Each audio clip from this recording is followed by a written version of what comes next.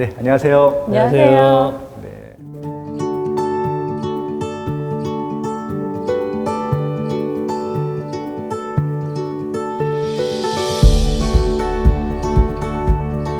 너무 멋있지 않아요? 아니, 여기 인테리어가. 네, 여기가 어딘지 아세요? 네. 여기가 레미안 스타일관인데, 네. 저도 여기 모델하우스 꽤 많이 왔었는데, 이렇게 또 이 모델링을 새로 하고는 처음 들어왔는데, 괜히 여기 오니까 굉장히 부자가 된 느낌입니다.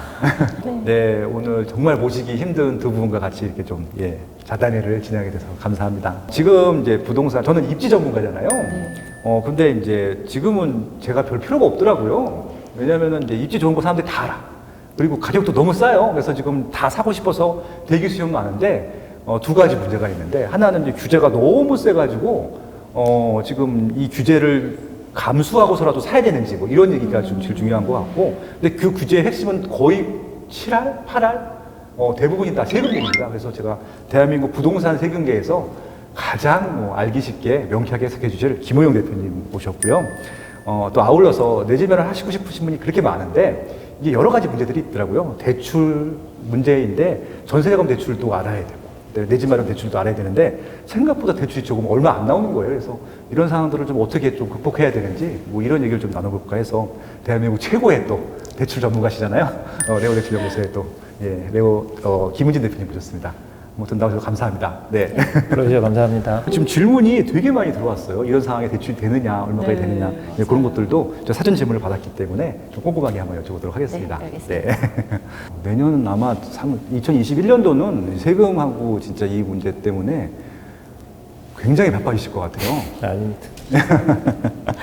알겠습니다. 이런 좀 분위기인 것들을 좀 미리 좀 감안을 하고 좀 들어왔던 질문들 갖고 좀 얘기를 좀 나눠보도록 하겠습니다. 네.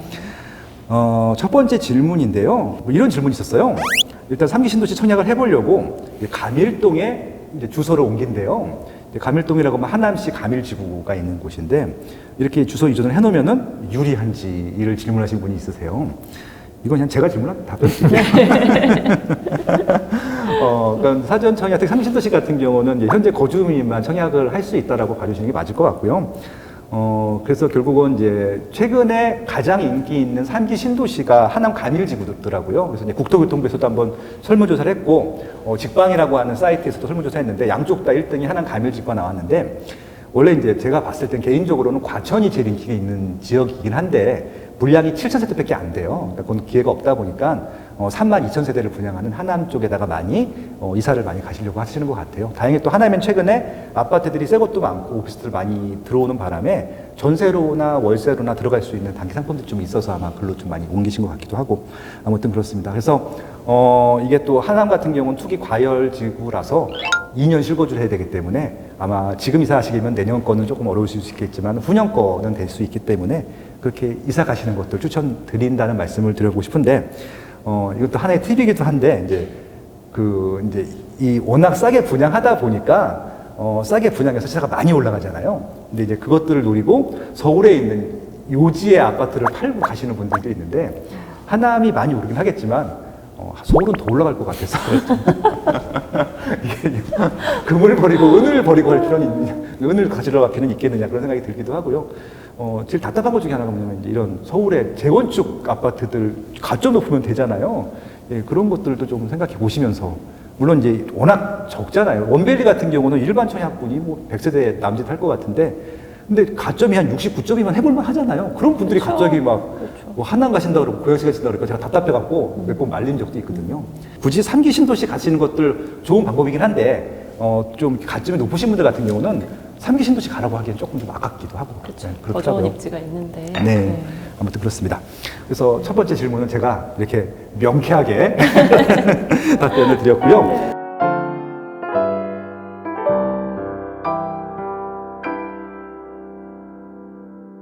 세금 질문이 너무 많아서 세금 질문 하나 드려보고 시작해보겠습니다.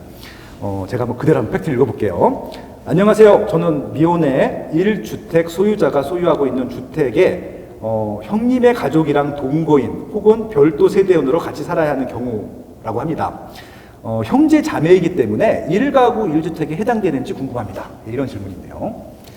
저게 이제 사실관계를 좀 더 알아보긴 해야 될 것 같긴 한데 지금 대충 내용을 들어보면은 집이 한 채 있는 사람이 있고 그 이제 주택에 다른 이제 형제 가족이 들어와서 전입해서 같이 살려고 하는 것 같아요. 근데 이제 저게 사실관계가 실제로 같이 사는 건지 아니면은 아까 얘기했죠 하남 같은 경우에 이제 청약 자격을 얻기 위해서 주소지만 옮겨놓는 경우가 있거든요. 가족들이. 그렇죠. 그런 경우에 해당하는지는 잘 모르겠는데 만약에 이제 실제 같이 산다는 전제하에 말씀을 드리면은 지금 우리가 1세대 1주택 비과세를 받으려면은 1세대가 양도당시 1주택을 가지고 있어야 되거든요. 그럼 기본적으로 1세대 요건을 갖춰야 되는데 이 1세대에 들어가는 사람들이 누구냐. 우선 그 주소지에서 생계를 같이 하는 본인과 배우자, 그다음 직계 좀비속, 그리고 가족이 들어가거든요. 네. 이 가족에 누구가 들어가냐면은 조문에는 형제, 자매까지 들어가 있습니다. 아, 그 형제도 나랑 같이 주소지가 돼 있고 같이 살면은 1세대 안에 들어가 버립니다. 그럼 나도 집에 한 채 있고, 우리 집에 같이 이사 와서 살고 있는 형제도 집에 한 채 있잖아요. 그럼 1세대 2주택이 되는 거죠. 그렇죠. 그럼 비과세가 안 됩니다. 그러니까 이게 보통 성인이 되면은 네. 이제 남이라고 생각을 하잖아요. 형제를 하더라도. 네. 네, 가족이 맞답니다. 근데 그런데 만약에 아까 제가 얘기를 들었던 것처럼 실제로 내가 우리 집이 하나 있는데 우리 형네 가족이 제가 하남에 살고 있어요. 네. 저기 하남에 이제 가밀이나 교산에 청약을 받기 위해서 주소지를 옮겨놓는 그 형네 가족이. 네. 근데 실제로 같이 안 살아요. 그런 경우에 이 형네 가족도 나랑 같은 세대로 보는 거냐? 네. 세법은 이제 실질과세 원칙이라는 게 있거든요. 아. 공부상으로는 주민등록에 나랑 같이 돼 있으니까 같은 가족인데 네. 실질은 같이 안 살고 있잖아요. 네. 그럼 실질과세 원칙에 따르면은 형네 가족은 나랑 같은 세대가 아닙니다. 아. 이 경우에는 오. 내가 이제 같이 안 살았다는 걸 입증만 하면은 네. 같은 세대로 보지는 않습니다. 그럼 어떻게 입증해야 되나요? 뭐 사진 찍고 막 비디오 카메라 아니, 찍어가지고. 실제로 형이 다른 곳에 살 거잖아요. 네, 그 그렇죠. 다른 곳에 살고 있던 그 전세 계약서나 아. 거기서 이제 뭐 그러네요. 거기서 카드를 쓰거나 아니면 예. 고지서가 다 그쪽으로 올 거잖아요. 그런 그렇죠. 것만 입증하면은 네. 세법에서는 그걸 다 인정해 줍니다. 아, 실질과세 원칙. 굉장히 중요한 거 얻었습니다. 꼭 이제 이게 네. 그 주소를 주민등록을 전입시켜 놓는 게 청약 때문에 그런 건 아니고 네. 다른 학교 배정 때문이나 그렇죠. 뭐 그런 것 때문에 이사를 그런 경우가 가기도 하고, 그러니까 사후적으로 이사 가면은 괜찮다고 하는 경우도 있더라고요. 그렇죠. 그런 경우에는 이제 해당이 안 된다 이런 건데요. 근데 저한테 이제 가끔 질문을 하시는 분들이 네네. 세금과 대출을 같이 보시는 분들이 되게 많아요. 같은 문제기도 하고요. 네, 근데 네. 규정이 또 다른 경우도 많거든요. 그러니까 예를 들면 많이 지금처럼 네. 형제하고 자매가 같은 세대로 보면 2주택이라고 말씀하셨잖아요. 그렇죠. 예, 근데 대출에서는 직계 좀비속만 따지거든요. 아. 그래서 형제 자매는 네. 그 집에 이제 저 전입을 해놔도 네. 무주택자신 거예요. 아.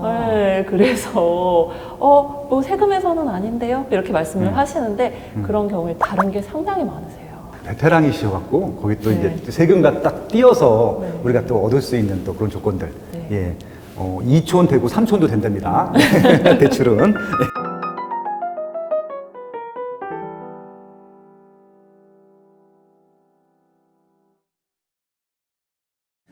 또 세 번째 질문인데요. 다음에 대출을 하려고 했는데 세금 질문이 워낙 많아서 네, 두 번, 한 번 이렇게 하셔야 될 것 네, 같아요. 맞아요. 알겠습니다. 출연료를 또 두 배로 드리지 않아요. 네. 네. 대치동의 재건축 아파트 단독 명의로 두 채를 보유 중이래요. 네. 갑자기 되게 부럽네요. 그러게요. 네, 네, 세금을 많이 내도 부럽네요. 네. 예, 늘어난 보유세 부담으로 한 채를 처분하고 싶은데 양도 가능 시기와 양도시의 양수인이 조합원 지위, 그 입주권이라고 하겠죠. 승계 가능한지 여부를 알려주십시오. 물론 이제 좀 정보가 좀 부족하긴 한데 네. 대략적으로 말씀하시면 될 것 같아요. 네. 엄밀하게 따지면 이거는 뭐 세금 문제는 아닌 것 같고 재개발 재건축 문제일 것 같긴 한데 세금 강의를 하다 보면은 이제 입주권 전매 금지 규정을 알고 투자를 해야 되는데 그걸 모르고 투자하는 분들이 생각보다 많고요. 네. 이제 그런 거 보면 좀 안타까워가지고 저도 이제 그 도정법 규정을 제가 찾아봐서 강의 자료에 좀 넣어놨는데 지금 기본적으로 이 전매 금지는 투기 과열지구에서만 적용이 되거든요. 그러니까 투기 과열지구가 아닌 지역은 이제 전매 금지가 적용이 안 되는데 문제는 서울은 전부가 투기 과열지구입니다. 25기구 다 해당되죠. 그다음 이제 재개발하고 재건축하고 전매 금지 규정이 다른데요. 재개발은 관리처분 인가 이후부터 전매 금지예요. 그러니까 관리처분 인가 전부터는 다 팔 수가 있고요. 그다음에 재개발도 전부가 그 전매 금지는 아니고 2018년 1월 24일에 이제 2017년에 이제 도정법 시행령이 개정이 되면서 18년 1월 24일 이후 사업 시행 인가 신청한 지역들 있죠. 거기서부터 전매 금지 규정이 적용이 되는 거고 18년 1월 24일 이전에 사업 시행 인가 신청한 지역들은 전매 금지가 아예 없습니다. 재개발은. 그러니까 재개발도 잘 알아보셔야 되는 게 예를 들어 한남 상구역 같은 경우에는 18년 1월 24일 이후에 사업시행가 신청했거든요. 그러니까 거기는 관리처분 인가가 나면 다 전매금지예요. 준공까지. 아, 근데 그 이전에 사업시행가 신청한 지역들 있죠. 네. 그 지역들은 전매금지가 아예 없습니다. 네. 재개발은. 어. 그러니까 재개발이 훨씬 자유롭죠. 근데 재건축은 조합 설립 인가 이후부터 전매금지입니다. 그러니까 이제 전매금지 기간이 아주 길어요. 그러니까 지금 저 질문하신 분은 지금 대치동에 재건축 예정 아파트를 2채 가지고 있다고 했는데 지금 조합이 설립이 돼 있는지 안 돼 있는지 모르겠는데 조합 설립 인가 이후부터 전매금지거든요. 그러니까 가급적 만약에 파실 생각이시라면은 지금 저분의 고민이 저는 이해가 돼요. 왜냐하면은 대치동에 집이 2채 있다. 그럼 공시가격이 최하 한 30억은 넘을 것 같아요. 제가. 그쵸. 도체면. 그것도 단독이라고 돼 있잖아요. 네. 근데 공시가격이 30억 넘으면은 내년에 종부세가 제가 보기에는 내년에 네. 중과세율로 가세야 되면은 아마 거의 1억 이상 나올 것 같습니다. 종부세가. 네. 문제는 내후년에는 더 많이 나온다는 거예요. 예. 그리고 이게 한 번 내고 끝나는 게 아니고 매년 내야 되잖아요. 그 문제는 또 당분간 종부세가 개편되지도 않을 것 같아요. 몇 년간은. 그쵸. 그러면 그걸 내가 낼 수 있는 여력이 있어야 되는데 네. 지금 종부세가 매년 1억 이상 내면서 내 생활비도 들어가잖아요. 그렇죠. 그럼 실제 소득은 그것보다 훨씬 많아야 된다는 얘기거든요. 그러니까 엄청난 부담이죠, 저게. 네. 아주 고소득자가 아닌 이상. 네. 그럼 이제 하나를 팔아야 되는데 문제는 이제 팔 수 있느냐. 저게 전매금지에 걸려서 팔고 싶어도 못 팔거든요. 이제 망하는 거죠. 이 예외 규정이 있지 않나요? 뭐 이렇게 10년 보유, 5년 거주하게 되면 이제 근데 그 예외 규정을 제가 설명드리려고 그러는데 네네. 근데 재건축은 아까 조합 설립 인가 이후부터 전매금지인데 네. 예외가 몇 가지가 있습니다. 첫 번째 예가 음. 10년 이상 보유하고 그렇죠. 5년 이상 거주한 1세대 1주택자의 주택. 간혹가다 그런 매물이 나와서 네. 그것도 죽는 사람이 있어요. 되게 또 좋은 상품이에요. 근데 1세대 1주택자일 때만 근데 하는데 저분은 지금 지금 2채니까 두 개. 주체니까 아 안 이럴 때 되는 되니까 거죠. 그러네요. 저번은 이제 안 그러니까 되고. 안 되네요. 예. 그 다음 또 예외가 있는데 조합 설립 인가 이후 3년 안에 사업 시행 인가를 신청 안 한 지역들 있죠. 아. 그럼 지금 사업이 제대로 안 되고 있다는 그렇죠. 거잖아요. 꽤 많죠 그런 거. 네. 예. 근데 사업이 안 되는데 계속 이 사람의 재산권을 제한하면 안 되잖아요. 그렇죠, 그렇죠. 그래서 이런 경우에는 예외적으로 그 전매금지가 풀립니다. 아, 그 다음에 또 하나 예외가 있는데 사업 시행 인가를 받았는데 네. 3년 안에 착공을 안 한 지역들 있죠. 이것도 지금 사업이 지연되고 있는 거잖아요. 그렇죠. 무작정 못 팔게 말고 수는 없잖아요. 네네. 이 경우에도 이제 전매금지가 풀립니다. 근데 언제까지 풀리냐면은 네. 착공일까지. 아, 그러니까 착공하면 못 팔아요, 다시. 그렇겠죠. 예. 그다음 마지막으로 이제 전매금지 예외가 하나 있는데 그게 착공하고 나서 3년 안에 준공이 안 되는 경우. 예. 보통 이제 착공하면 3년 안에 준공이 되는데 또 30개월 정도. 333으로 예. 예, 들어가네요. 단지가 아주 큰 단지들은 주상복합 착공하고 이런 3년이 것들은. 넘게 네. 걸리는 경우가 있거든요. 맞아요. 예. 대표적인 게 어디냐면 헬리오시티입니다.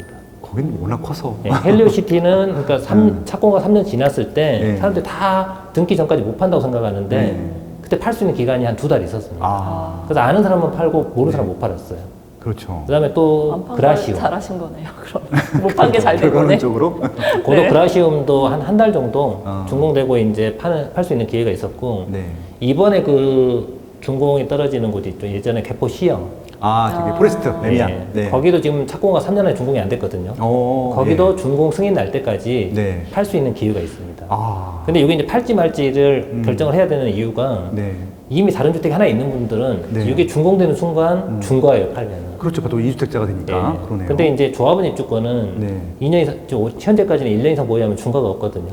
예. 그러니까 팔 수 있는 시기에 파는 게 더 유리하죠. 그러네요. 그러네요. 종부세도 안 내고. 예. 그러니까 샀다가 이제- 다시 사는 한이 있어도 네. 팔았다가. 근데 제가 이게 예. 상담을 해보면은 개포 시형을 예. 이게 준공전에 팔 수 있다는 거 아는 사람이 거의 없습니다. 그래요? 예, 알면은 팔 텐데 예. 문제는 모르니까 못 파는 거예요. 이런 깨알 정보를 이건 유료로 바꿔야 되는 거 아닙니까? 지금 그 무료 정보 아니에요?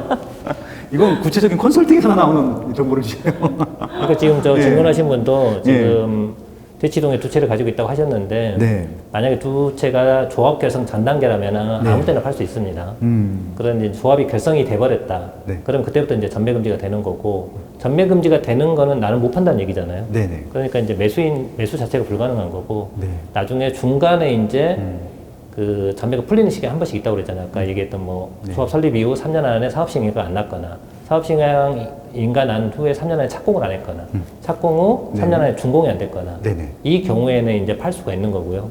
본인이 이제 지당청 금지만 아니면은 그거를 매수하는 분들도 조합은 입주권 자격은 받을 수 있습니다. 아, 자, 박수 주세요. 제가 진짜 수많은 세무 너무 전문가를 명확하십니다. 들어봤는데 명문. 이런 얘기 제가 처음 들어봤어요. 그러니까 이게 굉장히 정보고 포인트네요. 그럼. 야, 예를 들면 이번에 그 개포 1단지 같은 경우 있잖아요. 개포주공 1단지 같은 경우에도 그 공사 기간 보시면 3년 이상 걸립니다. 네. 그러니까 그것도 중간에 전매가 잠깐 풀리는 거죠. 그렇죠. 개포주공 1단지가 굉장히 또 큰 단지거든요. 그렇죠. 네. 예. 그래서 이제 그런 것도 이제 투자하실 분들은 그런 것도 이제 고민을 해보시는 게 괜찮아요. 중간에 살 수 있는 기회가 있습니다. 아, 되게 가지고 있는 좋은- 조합원들은 팔 수 있는 기회가 있고. 그러네. 이게 매독자리 좀 정보신 것 같아요. 기다리시는 분들한테는 얼른 네. 갈 수 있는 정보잖아요. 네, 혹시 이제 그 기간에 매도하신 분은요, 김효연 대표님 찾아가셔서 한우 한번 사시는 걸로.